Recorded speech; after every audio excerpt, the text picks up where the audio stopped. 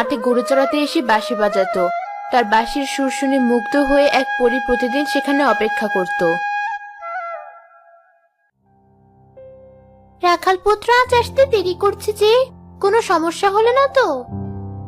আজ অনেক দেরি হয়ে গেছে, যাই গরুগুলোকে তাড়াতাড়ি মাঠে রেখে এসে বাঁশি বাজানো শুরু করি। ওই তো এসেছে রাখাল পুত্র, এখন ওর বাঁশির মিষ্টি সুর শুনতে পাবো আমি। আজ যা রোদ উঠেছে, গাছের পাতার ফাঁকগুলো দিয়েও রোদ আসছে, কোথায় যে বসি। আমি থাকতে ওর কোনো কষ্ট হতে দিব না। আমার ডানা মিলে গাছের পাতাগুলোর আড়ালে বেশি থাকি, তাহলেই রাখালের গায়ে রোদ লাগবে না।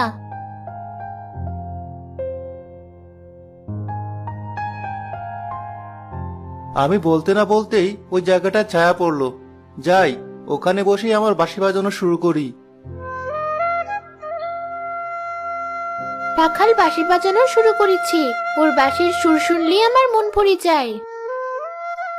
অনেকক্ষণ তো বাঁশি বাজালাম, এবার একটু ঘুমিয়ে নেই।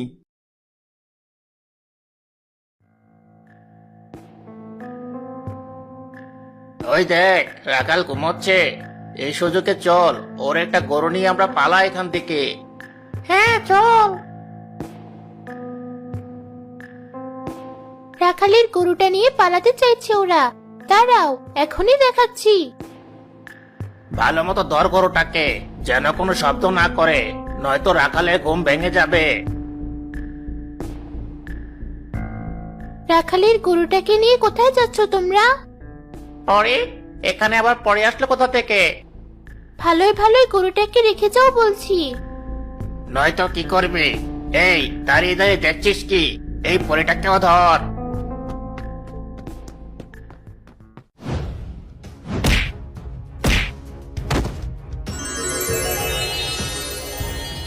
এত শব্দ শুনে রাখালের ঘুম ভেঙে গেল। এই লোক দুটো কে, আর পরি এখানে কি করছে? আপনার ঘুম ভাঙানোর জন্য আমি দুঃখিত। এই লোক দুটো আপনার গরু চুরি করতে গিয়েছিল, তাই আমি ওদেরকে বেঁধে রেখেছি। আপনাকে অসংখ্য ধন্যবাদ, আপনি না থাকলে আমার গরুটা আজ হারাতাম। আমি এখনই চোর দুটোর উপযুক্ত শাস্তির ব্যবস্থা করছি। আমি আজ আসি, তবে এরপর থেকে আপনি সাবধানে থাকবেন।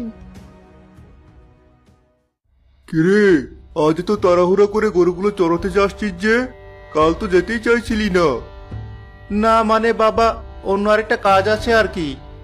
তোর লক্ষণ তো সুবিধার ঠেকছে না। ঠিক আছে, যা।